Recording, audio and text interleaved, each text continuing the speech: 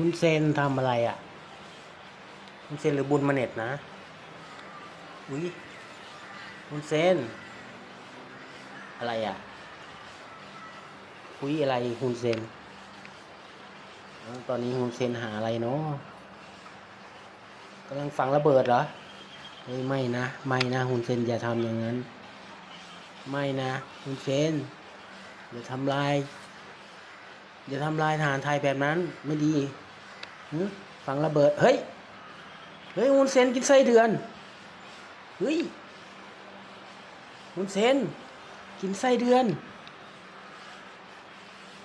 โอ้นึกว่าฝังระเบิดที่ไหนได้ฮุนเซนอุ้ยกินไส้เดือนซะแล้วอ้าวโอ้ยปิดด่านไม่กี่วันเองแค่เดือนเดียวฮุนเซนคุยไส้เดือนกินซะแล้วโอ้ยฮุนเซนเอ้ยน่าสงสารดู